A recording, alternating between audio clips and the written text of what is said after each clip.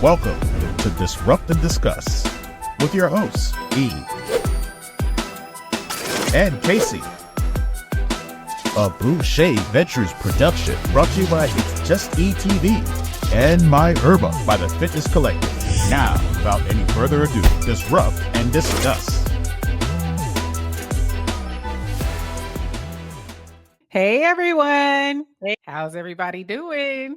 I'm doing absolutely marvelous. I am doing great myself. It's beautiful outside today. is. We got to get out and enjoy it. We're going to enjoy it, but first, before we enjoy it, we're going to come to you guys. We got another one for you guys. I am E. And I am KC. And together we are what? D&D. D&D. So this topic, you guys, hopefully you enjoy it. Casey and I, this one came off the fly. We were talking, I want to say it was a week or two ago, that this came up and we said we should talk about this. We should have a podcast about this topic. So the title is for this topic, How Much is Too Much? Navigating Oversharing in the Digital Era. How much is too much? Yeah. Yeah. Yeah, it's a lot. So I'm just going to open it up. There's a line between healthy social media vibes and going overboard. And so I'm quite sure a lot of us have experienced this. We would love to hear what y'all got to say in the comments after we have this show. But I love seeing my friends, the updates. A lot of my friends are on Facebook. And so I don't go to Facebook a lot unless I want to see what's going on with people I went to school with, some folks from maybe some churches that I went to that I've connected with. And so I'll go on there. You see that on there. You see people posting. You see people posting about their breakfast, or you see people posting about their breakups and everything they went through. And I get taken aback. And I'm like, do we really need to be sharing all this? Maybe we need to slow this down a little bit. You know? I agree. It's kind of like we're drowning in tweets, reels, and stories every day. Where's the line between sharing and oversharing? It's like, oh God, like again, when it's too much, too much. Right. And your level of sharing is different than my level of sharing. One of the things I brought up to you goes way back as far as, history as you go, if you want to call it, down to testimonies. Right. In the church.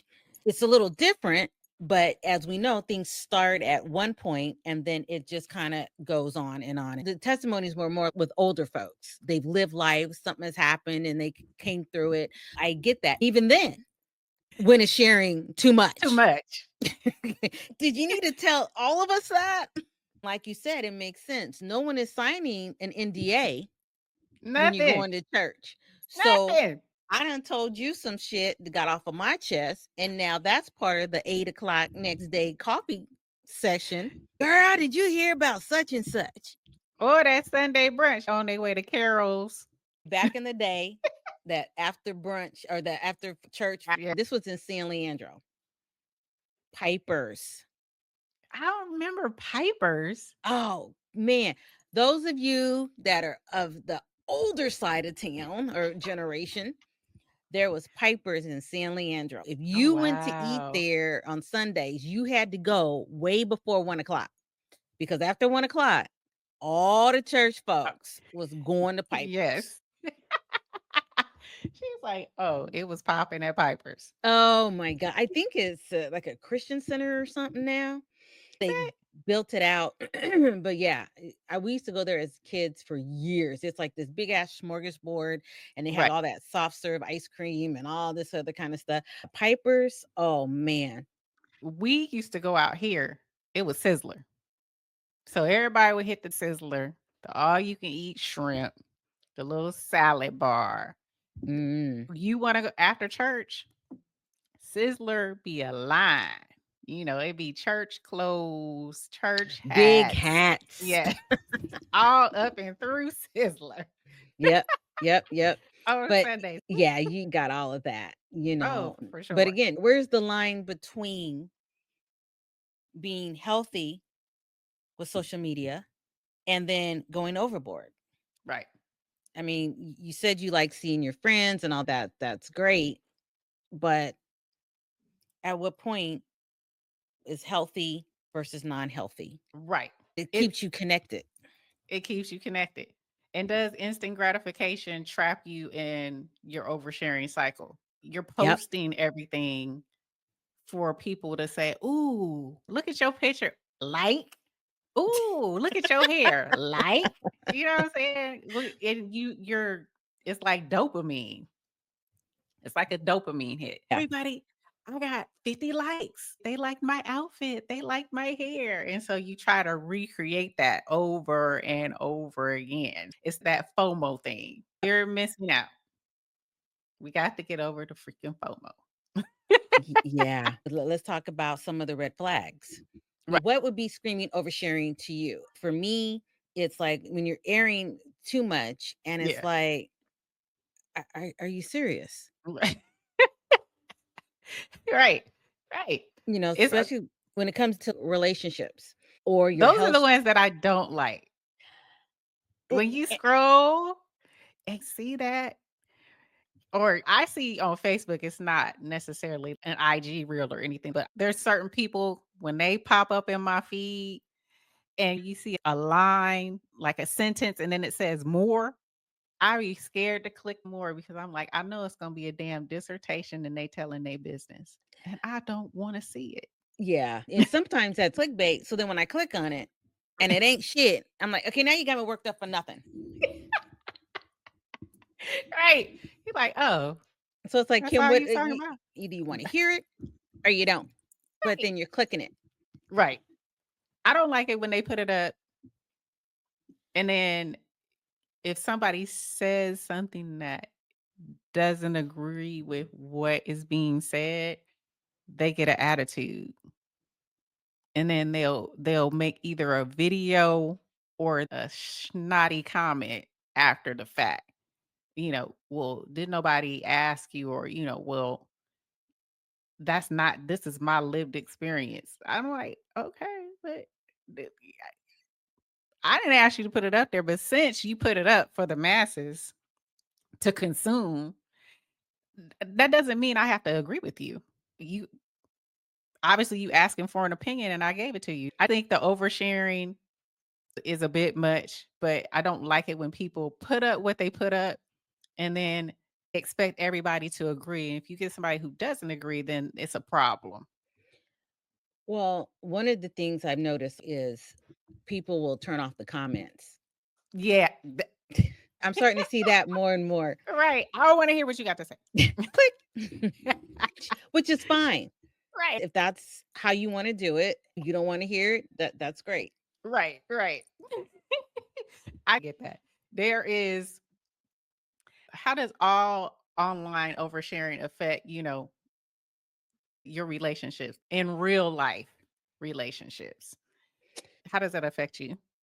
One of the things we were talking about before with that, it's like, okay, if you're having an issue with a relationship and you want to air it out in public, basically, depending on the situation, sometimes you might be going through court cases and I just need to get this off my chest. Well, you probably might have fucked up your case.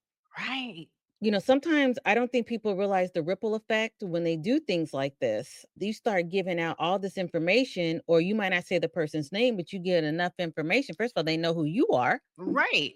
And you're talking so specific. This other person might not want their business in the street. Look what you've done. What you're thinking, you're helping yourself. You might actually be hurting yourself indirectly, or you might get your ass whooped, depending on the situation. You might not be hurting that person's feelings, but they got family. I know of a situation where the family came up on this person. It's like, you don't be talking about my family like this. Correct. You putting too much out. And it's like, how much is too much? And you would think at our age, we would understand that. Her age. Okay. My age. That we would understand these types of things. There's etiquette, but I think people it's the wild, wild freaking west out here on the digital internet, in the digital era. It's crazy.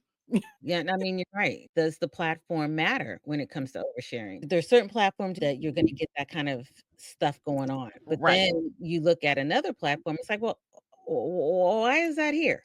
Exactly. Like LinkedIn. I'm gonna say it because I have to live on LinkedIn, right? So Right. Okay. Yeah, you do. yeah. So I'm like, this is not the place for that. LinkedIn originally was supposed to be your digital resume. It's your digital resume. It's where you catalog your work history and skills.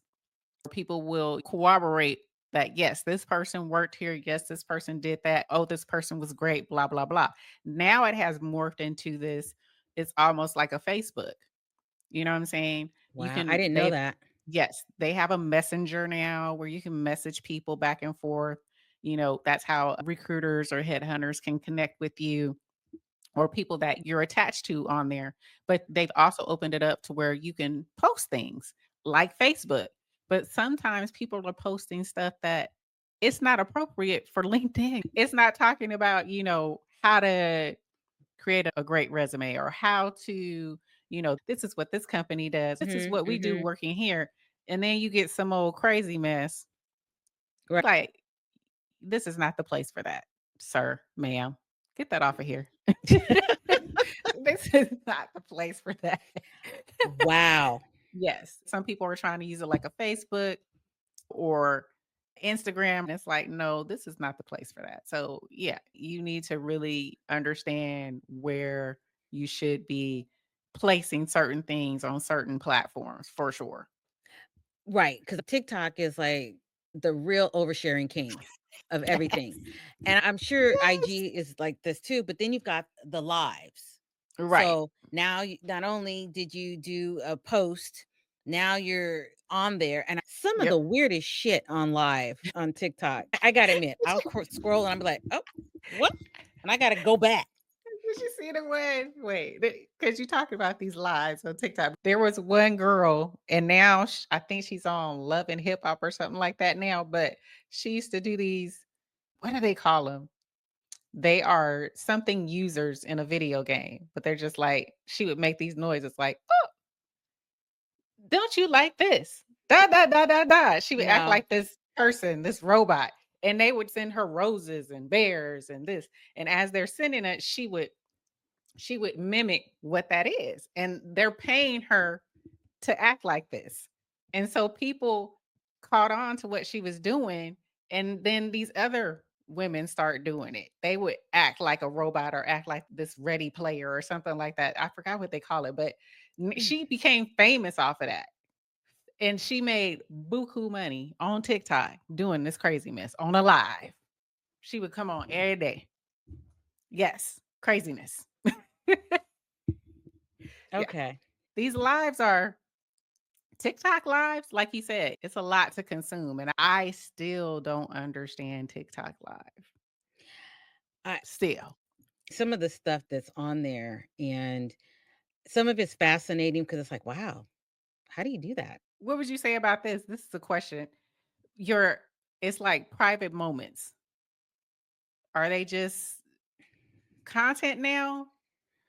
And does that bring up mental turmoil or what's the psychological cost of oversharing? Well, once you get that dopamine, Right. you're constantly looking for something. You're still chasing what I guess, and I've never been in rehab, but you're Right. constantly chasing that first high. Yes. And Yes. so now you create, whether you're setting it up or not, you're doing it. And then you're like, okay, this will be good content. Just like Right. when you and I are talking about certain things, like, oh, that'll be good. Right. So we'll add that. Here they're doing it differently. They're, oh, I'm making something to eat. So look at what I'm eating. Or I'm in bed with my man, he's asleep, but watch me do this and watch his reaction. Right. So for him or for her, depending on the situation, that might be a private moment for them, but you're Right. using it for good content. Exactly. So do you think they're chasing the validation of folks using social media? Absolutely. Yeah, You I do too. know, even with us, sometimes it's like, oh, how many subscribers? Yes. Yeah. But at the same time, we're not putting out I don't see what you're doing when we get off of here, and you don't see what I'm doing when we get off of here. Right. I'm sure we probably have more subscribers if we did, but I'm Right. okay with that. Exactly. I definitely get where you're coming from with regards to that. So when does being, vulnerable tip into oversharing? Like sharing your struggles can be powerful because some people, like we talked about this earlier. Oh yeah, Some yeah. people get on here and they share a thought or a moment in time where they took back power or they transformed their lives, right? Hmm. Those types of things. And I think it's raw, it's good, and they get a lot of likes from that. But I feel that they keep trying to chase that. You know what I'm saying?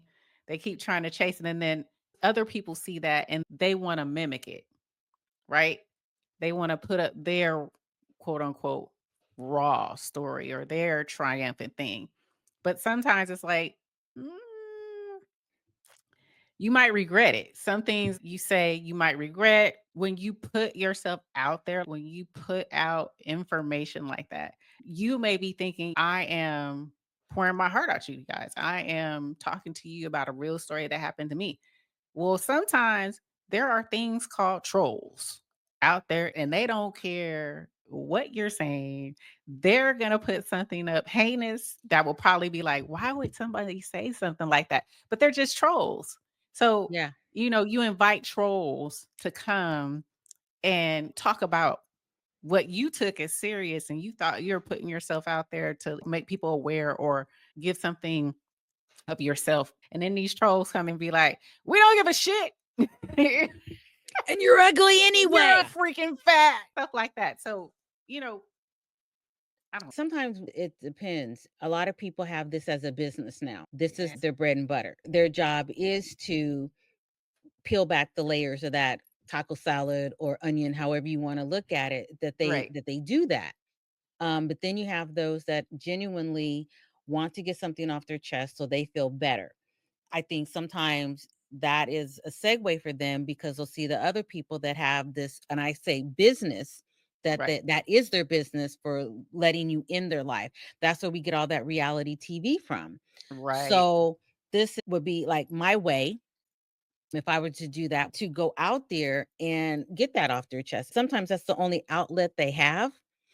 Even for me, when I see people that are pouring out their heart, they might not think it's intrusive, but how other people receive it, they have no control over that. Sometimes I'll hear things, I'm like, oh shit, that was a bit much. But for them, that might have been the only way they can get it off their chest. Right. But if it helps them or if it helps someone else, I can see that it helps. But just from the generation that I come from, Mm-hmm. what goes on in your home stays in your home. Right. If I got on here on a live and put out what's going on in my life, people wouldn't give a shit because it's Right. like, suck it up. We all got problems. But then again, the trolls, they've got something to say. And I've opened my door up for that unless I turn off the comments. The whole purpose of you putting it out there is to get responses, to get Correct. feedback. So if you're already in the dumps pouring out your heart and you got somebody that's stomping on your heart, pouring ice cubes and salt on it, then you're really feeling like shit. So it's kind of like you got to weigh it out. Right. And it's easy to say, hey, there's trolls out there, you just ignore it. But sometimes I've seen some of the stuff they've said, and that shit is like, damn, People that's get crazy. harsh. They get harsh. Yeah. Those are those keyboard, what you call them? Keyboard gangsters, keyboard demons. it, Yeah, it's hard, and you have to decide. How do you decide what's fair game? How do when you got the TikTokers, influencers, podcasters, live stream hosts, they're all putting themselves out there. So right. how do they decide what's fair game? Are you willing to go against what you believe in or what you want to do again because it's a business? So again, what is fair game? That's a good question. I mean, because we're in this, right? Believe it or not, as podcasters, you have to develop a certain type of skin. When we invite people to share comments, they can easily put on there, y'all suck. This is some bull. We don't like. I don't agree with shit you saying. You're opening yourself up to You look like your someone. eyes are closed. Right. You are opening yourself up to people who are going to look at you and scrutinize you in this game. And that's the same as live streaming or people who do short form content or long form content. And so, there's different types, like YouTubers who do short form and long form content, right? And the long form content is usually like your Mr. Beast type people or people who do vlogs. So I watch a lot of vloggers. They open themselves up a lot because they invite you into their lives on a day-to-day basis. When they go shopping, travel, when they put on their makeup, when they're going to exercise, when they're cooking, this and that. They, you're basically following them through their week. And this is what they put out there, but they're also putting that out there for branding deals. They're putting that stuff out there for sponsorships. They're putting that stuff out there for their community, right? Because there are going to be people that rock with them. But at the end of the day, it is about monetization because a lot of these folks, this is what they've subscribed to do. They have become a content creator.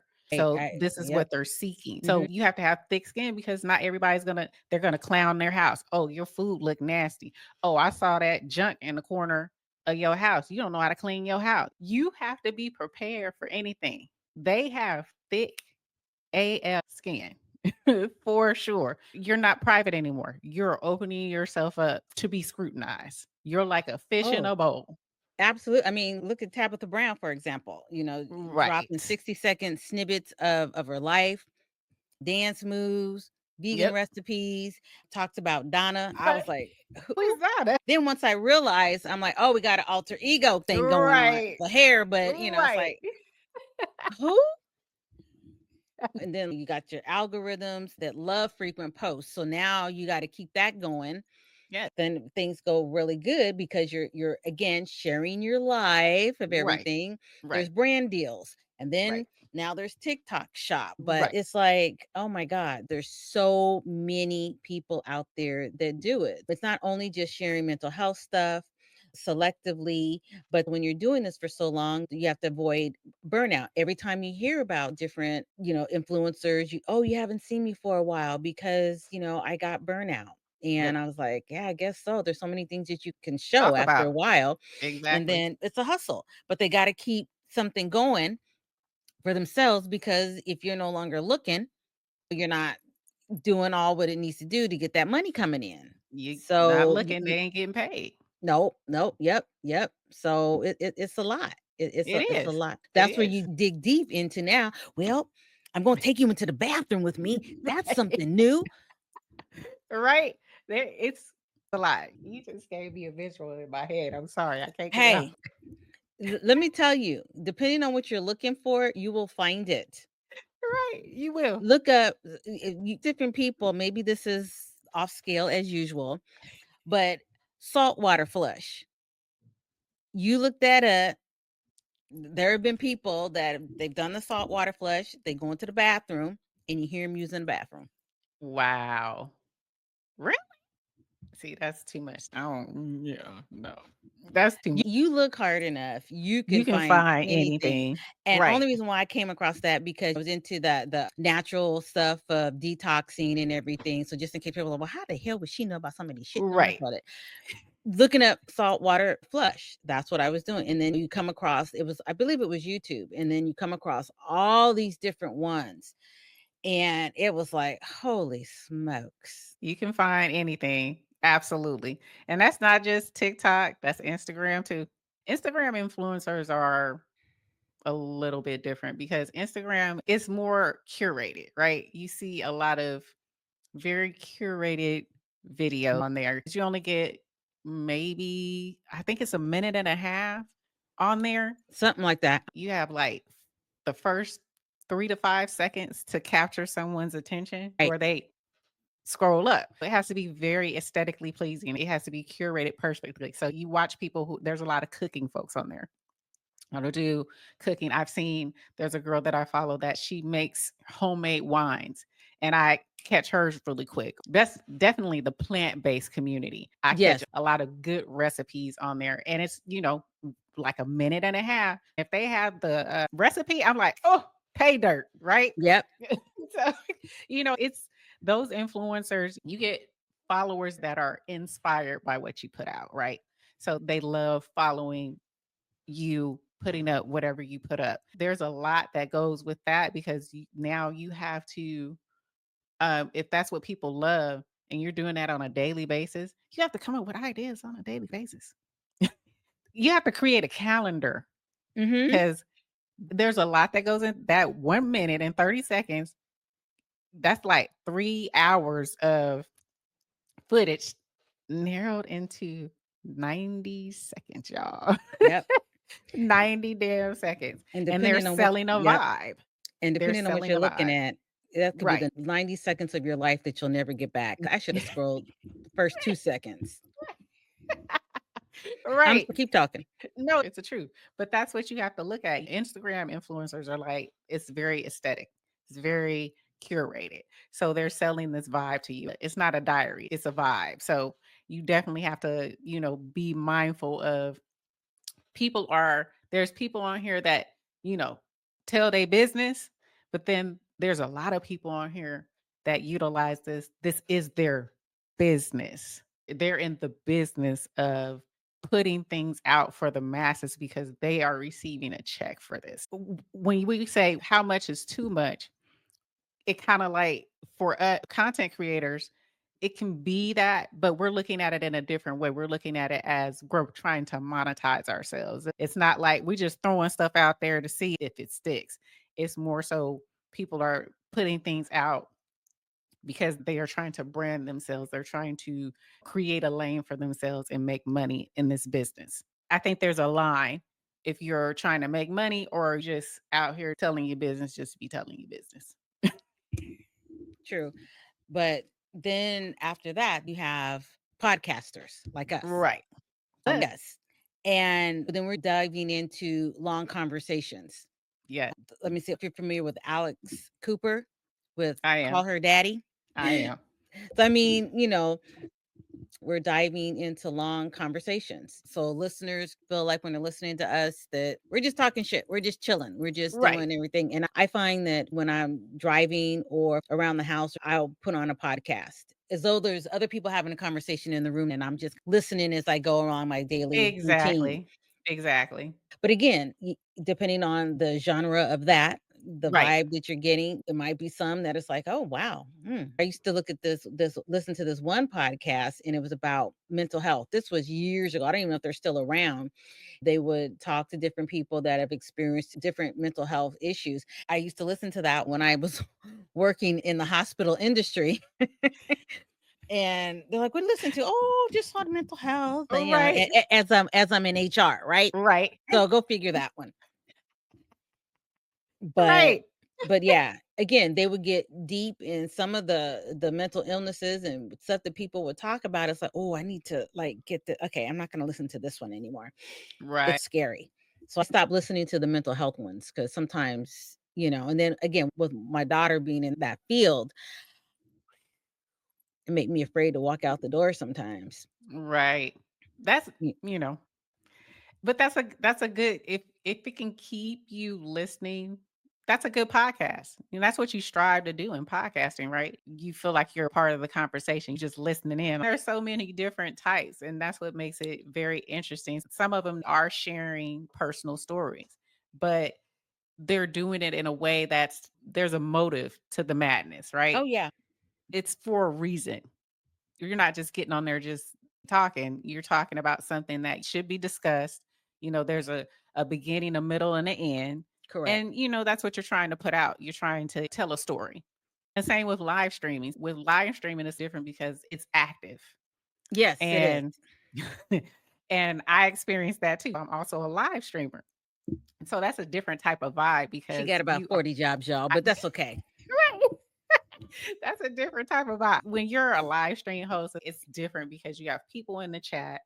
You have people who come to see you regularly. Then you have people who may pop in that have never popped into your chat, before and they introduce themselves, or you have ghost watchers where we can see many people watching, but not necessarily in the chat. So it's a different vibe. It's a different type of fan base or a different type of family community. So it's a lot that goes on with that because we're still trying to keep energy, but we're also trying to tell a story. We're trying to either make people laugh or have a discussion, invite people up on the panel. It's just various different things that you try to do. And there's no real, for some, is no real rhyme or reason, but a lot of us, some people put up stuff just to be putting up stuff. Me and SBK, we kind of put up stuff with, our genre is more like dating and relationships or situationships or Mhm. conversations about relationships and life. And then we like to have fun as well. And we talk about generational things. So it sparks conversation. And that's what you want. You want to spark conversation back and forth. Some people look at it as just, we just kiki and ha ha, and they up here telling their business. Okay. You are, but it's more when you're looking at it as branding yourself, you're not just, You guys have a certain base on how you do it. So yes. my question for that is, how long have you guys been doing it? I know you've been doing it for a while, but I don't know the specifics on how long you've been doing it. It's been a year, so Tap In Oh, has wow. been over a year. April Congratulations. 5th was a Yeah. year. Yeah, yeah. So it's been a while, and I had never done it before, neither had SBK. It's been really interesting, fun, exciting. I do look forward to it because you bond with your regulars. Do you have regulars Oh, that come wow. into the Okay. chat? It becomes more of a community and we get to know each other, how our vibes are, how we think about things. The conversations get lengthy, they get heated. It's fun. It's a vibe. It's a balancing act for real.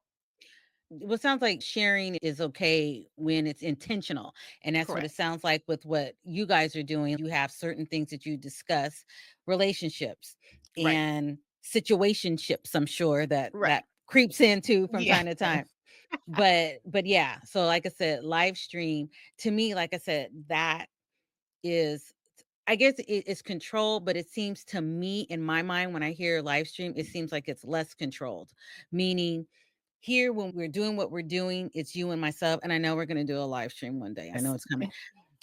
But when you guys do it all the time, it's like riding a bike for you, it's not that big a deal.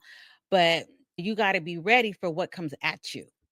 Whereas you put a reel up, you post it, and then it starts to come in. Whereas Right. you guys are doing it and it's hitting you right as you go. In real time. See, You gotta think on your toes, for real. yeah. And you don't know how you're gonna be perceived sometimes, and you may say something that somebody doesn't agree with. Somebody may really not agree with it, and they'll express themselves in the chat. You have to know how to navigate that conversation because it's an opinion. Everybody has an opinion. Everybody's, should be able to voice their opinion. So, sometimes they're a little bit cattier than most, Mhm. but for the most part, it's good. You just have to learn how to maneuver and talk to people. At the end of the day, it definitely keeps you on your toes when you're doing a live stream, and I enjoy them.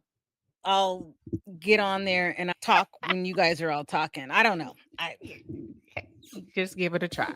We're gonna go. Yeah, I but I think mean, in this setting, it'll be a little bit different because we talk about a different type of thing, right? okay. As long as y'all protect my mental health, that's all I'm asking. Protect my mental health. I'll protect your mental health Y'all for have me sure. quivering in a damn corner, sucking my thumb. We ain't doing that. But then to my question though, because I heard, one at least one or more influence say you want to keep 20% of your life totally offline, Yep. no matter what. So as far as, I mean, I know what you and I do. Hmm. When we're done, we shut it down, we go do our own thing.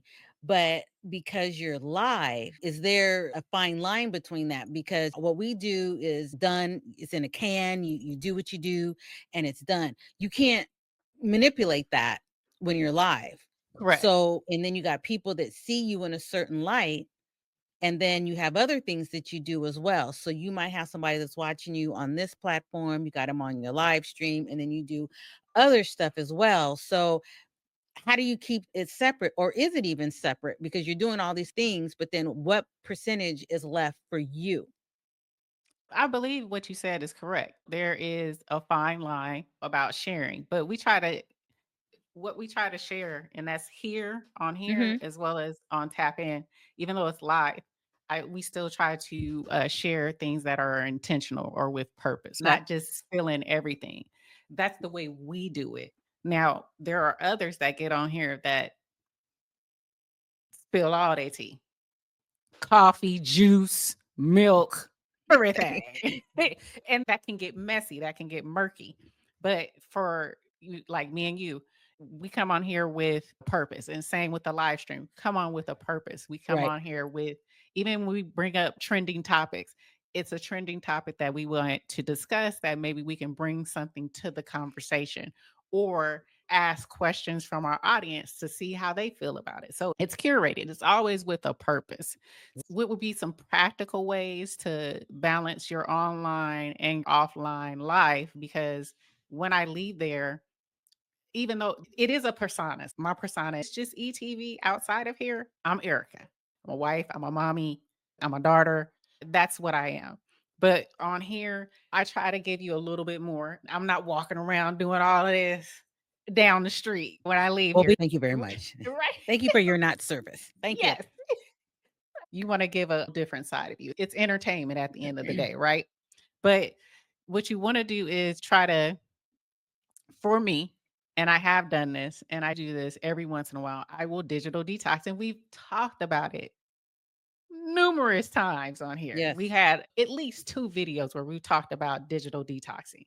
And that's just turning off your phone or setting it in another room, or sometimes just remove the app from my phone so I don't get any alerts, no notifications. I haven't done that in a long time. I- Detox from where I will not go on there on certain hours or certain days, like on Sundays. Sundays, I'm kind of mellow. It's me and the hubby day.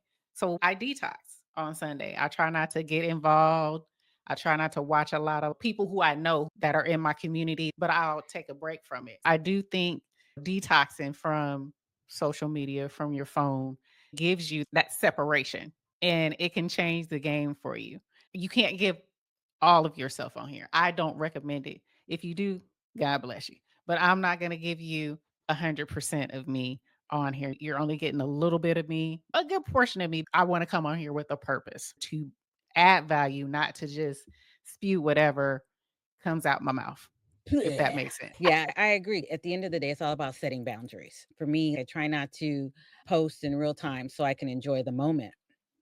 I don't typically, like I said, when I go on Facebook, I rarely post anything. It's always just likes of stuff. And again, because you hear all the time, if you say something out of character, Mm-hmm. that can bite you in a Mm-hmm. way. And something as simple as liking a particular post can get you in trouble. I'm not necessarily worried about that, but you end up going down the rabbit hole sometimes when you're looking at different things. You started one thing and you're like, how did I end up over here? And you're looking at stuff. So just being able to enjoy the moment. And we also got to push for the real talk kind of thing. Right. What I mean by that is sometimes, like you said, I leave my phone, I'll go sit in my backyard, and we'll be on the deck and we're just talking. And I'll leave my phone inside. Now, because I'm so used to having my phone, I'm thinking, okay, am I missing a call? Am I getting a Right. text? But and then when I finally come in the house, I gotta go to the restroom. So I'll go upstairs, look at my phone real quick, and then I'll come back down. One of the things I ended up doing because of being attached to my phone so much, I turned off the ringer. So now it just vibrates. I found that I had to turn off the ringer because anytime a notification came, anytime anything happened, I would kind of like, I don't know if some how many you know about this, but the whole Pavlov's dog experiment. I'm salivating every time I hear Right. something on my phone. I was like, okay, this can't be because that takes away when I'm talking to my kids, I'm talking to my husband, and I'm like, oh, wait a minute. I literally hate when people do that, looking at their phone when they're talking to me. And I do the same thing. These So are the culprits. yeah. So it's almost like, how do we spark more genuine conversation time? Well, not necessarily just on social media, but off social media. You know, there's all kind of ways, but then there's that fine line. It's like sometimes you just got to stop, Right. and you just have to put it down. And it goes back to that sharing as well. It's like, how much is too much? Right. We don't have to share everything. You know. We never had to share it. I don't share my socks with you. I don't share my drawers with you. I don't need to Wow, share every really? damn ornament. I'm trying to give y'all a visual. Well, yeah, I've got it. Right. Looking ahead, do we see social media evolving? Maybe. I think so because this is not going away, right? No. It's going to be more a part of our lives. More people are going to come on here and it's going to be a way of communication. I see it more 3D, but with regards to etiquette, some people say we should have something to nudge people to have healthier habits on here, like reminders to log off. My phone does that now. It tells me, And hey, it tells you time to go to bed. at the end of the week, you were on it like 2 Yes. hours more than last week. I'm like, okay. Don't it still gives me the option. I can say, okay, I know, and click and still keep on scrolling, right? So I don't know what more they could do unless they cut it off where you can't access it. When you set a timer on it to go to bed, it cuts off and it won't let you back on until the next morning. That's painful. Right? What? I mean, No, I know what you're saying, but it's it's painful. painful. We did it when we were younger. What would happen when we were kids? The TV, it only stayed on till what? Was it Midnight. midnight? Yeah. Then that sucker would go. You have the pomp and circumstance because then you had, what was it? The Star Spangled Banner Right. played. Then you saw the rocket go up. Right. Yep. Then you're like, oh man, I guess I better go to bed now. That, Exactly. yeah. Oh And God, that you're was the only way. old. I You are am. old. But guess what? You are too, because you remember. Well, that's because we talked about this before the show. Okay. But yeah, that's the only way. It It can't be was. your choice.